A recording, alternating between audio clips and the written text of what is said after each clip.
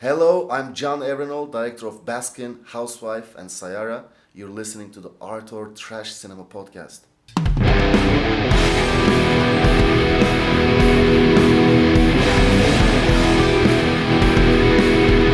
I spit on your grave. Groovy. You just take care of the justice, and I'll handle the revenge myself. Who will win, the living or the living dead? I had a mad impulse to throw you down on the lunar surface and commit interstellar perversion. Her deadliest weapon is her body. We'll tear your soul apart.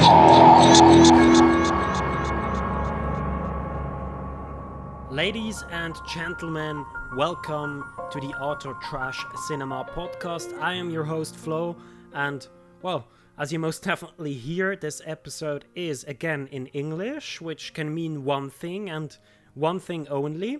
It is another interview episode. So this is an interview that we conducted at this year's NIFFF, Neuchâtel International Fantastic Film Festival. There we had the opportunity to sit down with Can Evrenol and talk about his newest film, Sayara, as well as his career as a Turkish filmmaker in general. By means of a very quick introduction, Can Evrenol is an Istanbul-based filmmaker that started out with various short films and in 2015 made the outstanding Baskin, which was a bit of a cult hit in the horror scene. And other notable films of Can Evrenol include Housewife from 2017, a segment in the horror anthology The Field Guide to Evil 2018, and Girl with No Mouth from 2019. We had the pleasure to see the European premiere of Sayara, a ultra-violent revenger that is equally charged sexually as well as politically. We have indeed followed Can's career since the short for Baskin, so quite a while, and we were always impressed by his typical dreamlike horror aesthetic and his ability to deliver a gut punch. That's the sort of powerful feeling we are absolutely looking for. Films with the ability to make you want to take a shower afterwards because of their sort of impact and the sensibilities that they play to. So here, without further ado, is our chat with Can Evrenol. We want to again express our gratitude for this awesome talk, for being one of us, a true movie buff, and for sharing a beer with us afterwards and chatting Cut 3 films. So a massive shout out again to Can. Was absolutely great meeting you.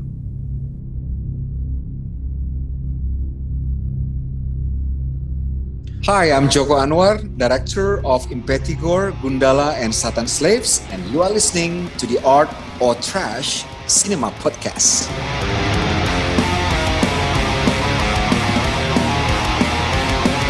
Hello, this is Lucas Rinka, director of Holy Shit, and you're listening to the Art or Trash Cinema podcast. Hello guys, I'm Mathieu Thury, director of Neon, and you're listening to the Art or Trash Cinema podcast. Hello, I'm Can Evrenol, director of Baskin, Housewife, and Sayara. You're listening to the Art or Trash Cinema podcast.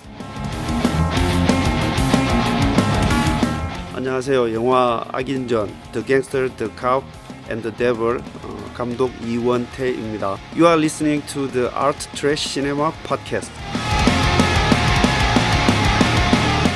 I am CJ Fiery Obasi, director of Ojuju, co-director of Juju Stories and Mami Water, and you are listening to the Art or Trash Cinema podcast.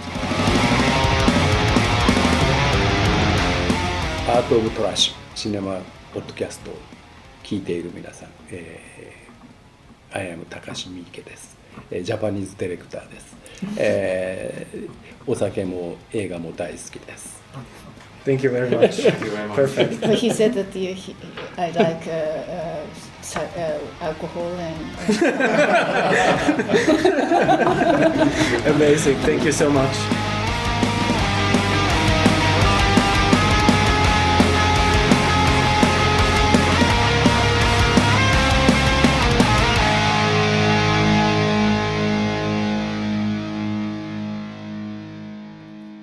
This is the Art or Trash Cinema podcast, and we are here with Can Evrenol, director of Baskin, The Housewife, and now also Sayara, which is being shown at this year's NIFFF. Thank you so much for taking the time and sitting down with us. Yeah, thank you for doing this. It's much appreciated. Quick background maybe, I saw the European premiere of Sayara on Thursday. Yes. First of all, loved it. So thank you so much. But I think you've already seen that through our basically indirect Instagram communication. Now, first question. You mentioned before the screening of the film that you wanted to make a martial arts film, but ended up doing something much darker. So my feeling personally was that you ended up making both a very dark film, but also a politically charged film. How did this sort of development from martial arts to this project come about? Well, first of all, thank you. Yeah, it really means a lot to me when it connects with the right type of audience, like yourself, wearing the Audition T-shirt, and I kind of live for this type of movies. I just love midnight movies, and when you say midnight movies, it's like a really wide spectrum, right? So I like making hybrid movies. Whenever I make a movie, from my perspective, it's a weird hybrid, and I try to make them unique in a way that like it has its own unique place in a DVD library. You know, I try to make it so that it's really hard to put it next to which movie. Like, you know? So I always kind of like approach all my films like it starts off as something, but then it kind of takes a turn and it becomes something else.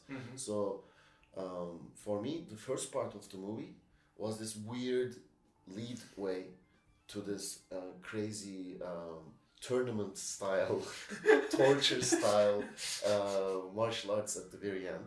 And yeah, as I said on the stage as well, the idea was I was gonna make this like a brutal crime of a girl, and then this another girl comes, and then we see she's the sister, and it's a reverse story. But when I started writing, that first 5 minutes became first 45 minutes, and then the more I wrote, the more I fell in love with the sister, elder sister character.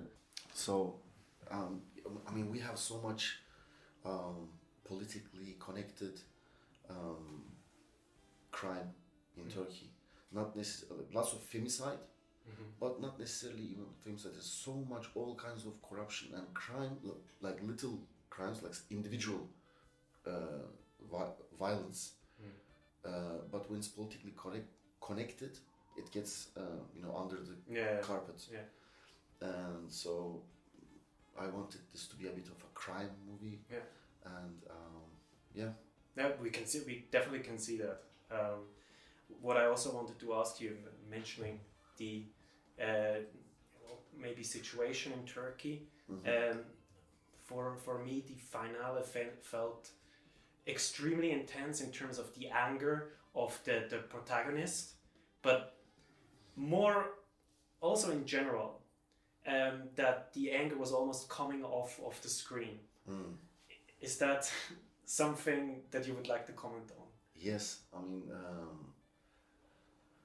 I guess that's why some festivals say this movie is too much. Also, if you check out the website of NIFFF, you have ultra movies, and you have all these ultra movies, and only in my movie there's a warning.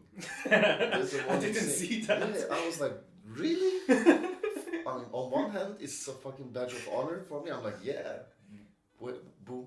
But on the other hand, I'm like, that's really interesting that I'm this person. Because like after my Istanbul premiere, one of my best friends came to me and laughing, he said, "Can, you're a really good guy. Why do you make so many movies?" I'm like, I guess when you're making art, like you have to scream as loud as you can in a way, and that's how it comes out. And it doesn't say anything about the character.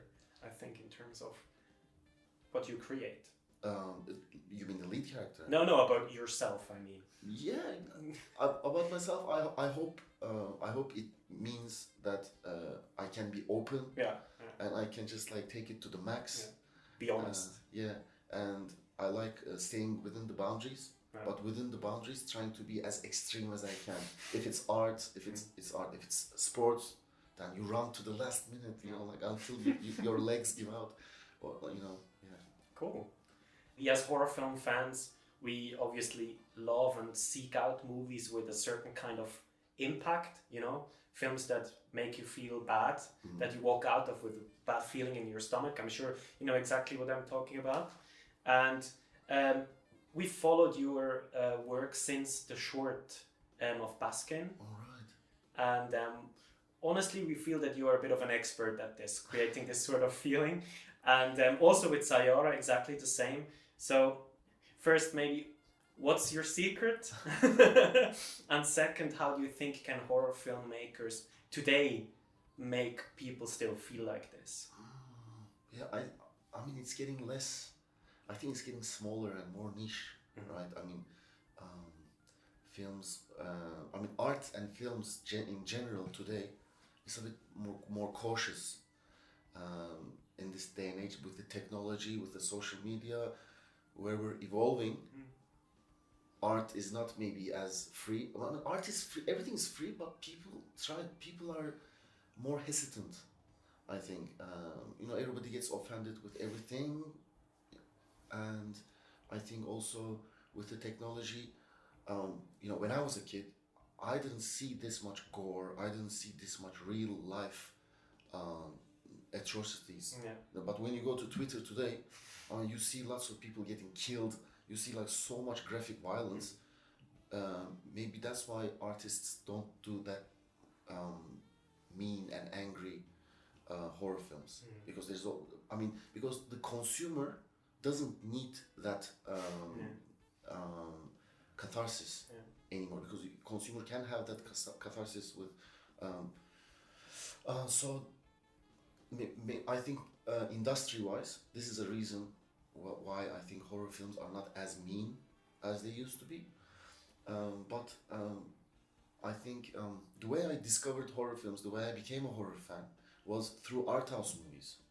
First, I discovered all the crazy arthouse movies, and then I discovered these directors who are arthouse and who do horror. So, like from Gaspar Noé, Haneke, Ulrich Seidel, Pasolini, and then I discovered Wes Craven, Toby Hooper, John Carpenter. So to me, like, if you do art house crazy enough, it becomes a horror film. Yeah, absolutely. Yeah. That's how I approach it, I think. Also, years earlier, a good friend of mine called Ryan Haysom, who was a short film maker. He has this famous horror short film called Yellow, which was in Fright Fest many years ago. He used to say, I think we trick people into watching a horror film. They come to the theater, but we make them watch an art house film. But also, coming back to the name of your podcast, I also embrace the third part of this triangle, art house, horror, also grindhouse. Yeah. You know? So if you do grindhouse with the right intentions, if you do exploitation with the right, also it becomes a bit art house. You know? Yeah. So I mean, that's where I find myself. No matter what kind of film I'm doing, I'm kind of steering the wheel towards a bit of like some exploitation, cinematography, some grindhouse feeling. That gives the meanness to it, I think. Yeah, cool. Maybe also going back a bit more to the film, and talking about the impact and the horror that you're showing. We felt that the horror that you were showing in Sayara is very different, for example, from something that was shown in Baskin. How do you see the difference in the horrors here? Well, I mean, just like Tarantino, I mean, I want to do something different with each film, you know. And I also love Tarantino because that he brings he's like ChatGPT, like he's like an AI. He brings all these like other elements from other movies and then he puts them together beautifully. So in this, like in every movie, I try to make a feature, a debut, you know. Cool. I want every film to feel like a debut feature. When I want to do this like revenge film, I realized for the first time I'm gonna do a non-fantastic movie, because all my movies have a fantastic element, but this is the first time there's nothing supernatural. Yeah. So during the set it was the same vibe, but before, when writing and when editing, sometimes it became more darker. Yeah. Because when there's no supernatural element in it, it becomes darker. When there's supernatural element, it becomes an allegory, it becomes more art, it becomes literature. So you can do this crazy horror stuff, but it just becomes like a heavy metal Rammstein kind of act. Yeah. But when there's no supernatural thing, it becomes more like Cannibal Corpse. I know what you mean. Yes, Cannibal Corpse concert, you know. Yeah. So that was a difference I realized while I was doing. But other than that, I think in terms of use of music, use of cinematography, there's still that dreamy feeling. Yeah. That kind of like drives me. Yeah. Very nice. So we talked a bit about your influences already. So in past films of yours, we've identified some really amazing references. For example, I specifically love the musical reference in Baskin to Cannibal Holocaust. Dude, you know what? Ruggero Deodato watched Baskin. Oh, really? Yeah, in Lisbon, Motel X. Yeah. And after the film, I was like, maybe he, like, what? I was really curious what he was going to say. And he said he loved that bit. Oh, really? I was like so relieved and happy. That's something to be proud of, right? Yeah, yeah. Very cool. No, but just generally, talking about your influences, what do you say has influenced you as a filmmaker more, and most in general? Dude, I'm a geek when it comes to this. Like, we can go on like for like hours, like talking about all the. I stole this scene from here. I made it a little bit like this, little bit like that, and then there's all these like unconscious things that you discover on the editing or even later. Oh, maybe I got this from. You know, there's a funny meme I shared the other day saying like, as a writer, you come up with this beautiful line. You don't know if you're a genius or you stole it from this other movie that you watched 7 years ago.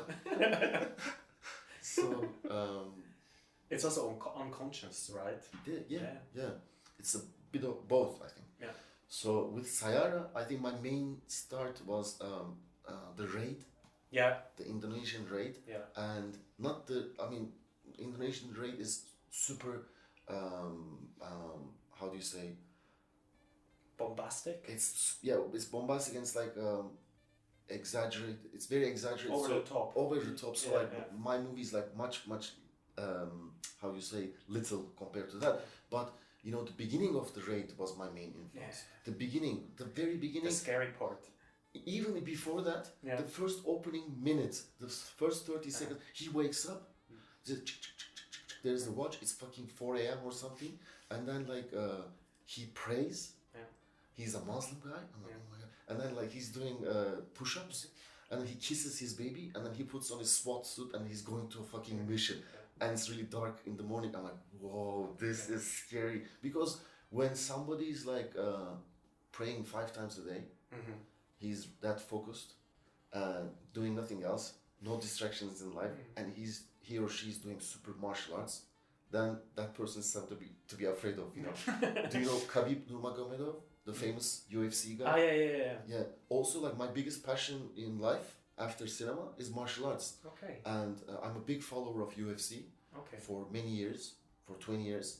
And there is a takeover of these ex-Soviet Muslim guys coming to UFC, and they're winning all the belts, and they are really scary and they're really dedicated. And usually, I'm not a fan of religious people in sports. Whenever after a game, if somebody does a cross or like so, I'm like, come on. They say, it's all about God, not me. I'm like, you know. But these guys, I'm like super. I have super respect because they are really dedicated. They are fighting machines. Yeah. You know. So that's where the Turkmen father in the movie came from. I see. That's where Sayara kind of came from. I wanted to create this character, which is also very relevant to this day and age. If you're interested in martial arts. Absolutely. Yeah. Oh, very cool. Maybe something completely different. Where do you see challenges in making films in Turkey nowadays? Well, specifically as a horror filmmaker, I imagine that there are definitely some challenges to that. I mean, we don't really have genre cinema, unfortunately. Yeah. All the best cinema people in Turkey, they're not interested in genre. That's my biggest. I mean, I find myself very alone in that sense. There's a huge wave of these super trash jinn movies, these religious horror movies. But you know, I'm a big fan of trash cinema, but I hate them. You know, they're not the kind of trash cinema that we love from the 70s and 80s. This is a different kind of trash cinema, and it's not made by cinema lovers for cinema lovers. It's a completely different kind of catharsis cinema for a generation who has been over a couple decades of cultural erosion.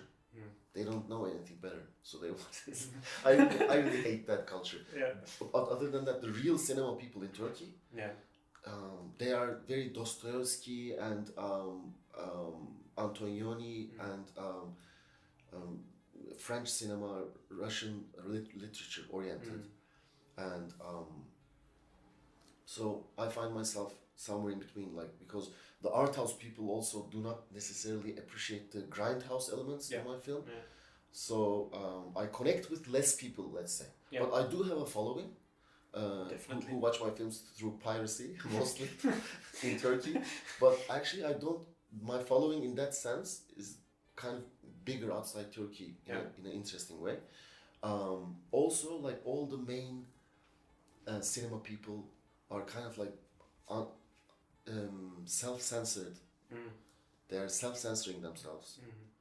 They wouldn't even admit it maybe, but they're chained by the big digital platforms. Yeah. When Netflix came to the country like 10 years ago, we were like, oh, there's going to be some new space for cinema, but it didn't happen. Yeah. What happened is all the commercial directors, they went and took over in Netflix, and these days, if you're going to do a big movie, you do it for Netflix. And a Netflix movie is very sterile. Yeah. I mean, I love Netflix as a distributor, but I hate Netflix as a producer. And it's very, they have government censorship, and Turkish censorship is something different. But Netflix also has their own way of auto-censorship in a way. So it becomes really, really a desert. In a sense. I think 10 years ago in Turkish festivals there were more diverse and interesting movies. Yeah. These days it's becoming less and less. You mentioned censorship. Is that something that you find yourself having difficulties with? I mean, since I'm so niche, and since I'm like I'm doing horror films, I'm doing genre. Yeah. I go under the radar. Yeah, cool. Yeah. So like this Sayara, if you can believe, this movie opened in 100 theaters across Turkey. No way. But it only stayed for 2 weeks, and people just the critiques didn't necessarily touch on it. You know, so it goes under the radar. Oh, that's cool. Yeah. And yeah, I mean, I can't believe that I was able to pull off this movie and have it uncensored. It's impressive. Yeah, and like when my friends and when my fans when they watched, like, there were many funny comments like, "Is this legal? Can you do this type of movie?" Because they're not used to this. They're not watching the same kind of movies you and I watch necessarily. So there's less people today who watch kind of Takashi Miike kind of films, you know. So it's really like a different thing to them. Many of my friends told me like, this is the most hardcore film that they ever watched in their life. But I said, but we're like kind of like, we grew up with the necromantic, we grew up with Cannibal Holocaust, you know. So yeah. Also, like, maybe coming back to your previous question, when I was doing Sayara, I had a couple of really dark movies in mind, and I wanted my movie on par with them, you know. Yeah. Do you know a movie called Kinatai? No. Kinatai doesn't necessarily isn't well known in horror communities, but it won the best director at Cannes when Tarantino was the head judge of the head jury. Yeah.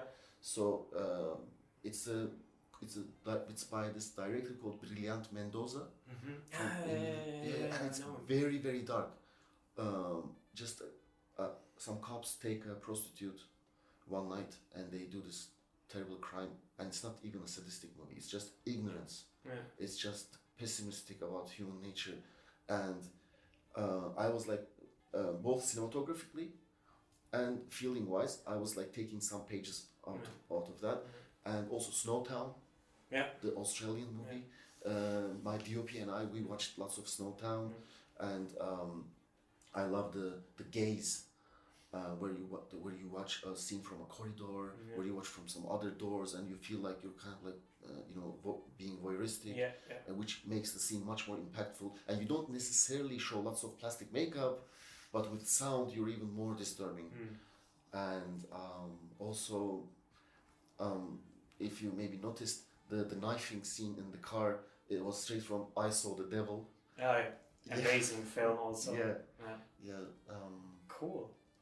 Yeah, so just maybe to quickly explain this, both to you and to the listeners, we take a keen interest in films or film movements that are considered niche, that maybe pose a mystery to us that we don't necessarily understand. So can you maybe explain to us and to our audience the myth of Cüneyt Arkın and his films? All right. Because this would be interesting. Look, I'll give you an interesting story about this. When I was a teenager, in our neighborhood, we had this friend who came from Eastern Turkey, from a remote village of Eastern Turkey. He's a bit older than us. He was the strongest guy ever. He was almost like this unofficial mafia of the neighborhood, and we would hang out in his house, and he was different for being such a formidable guy, but who was like super cool with the girls, who was super cool with everybody, and we were like next to him, like afraid of him, but also we love him, and we would like smoking pot at that age, like discovering, like telling each other stories. So one day I asked him, because like there's all these like mythical stories about this guy coming from a remote village to Istanbul, and I asked him, dude, when did you first hear about television? Because he grew up without it, and he said, you know how I first came to hear about television is through Cüneyt Arkın. I'm like, what? So when he's in the village, he has some friends, some older relatives who go to Istanbul, and when they come back, they're talking about this guy Cüneyt Arkın who can like jump over 20-meter walls, he can beat like 100 people, and he says, how can he do this? And they say, oh, it's on television, man, it's on television. And he's thinking, what is this television? So Cüneyt Arkın is bigger than television. Because like sometimes some movies and some characters become bigger than cinema, and then you forget that how good of an actor they are. They just become, and so this is how popular Cüneyt Arkın was in Turkey. He's like,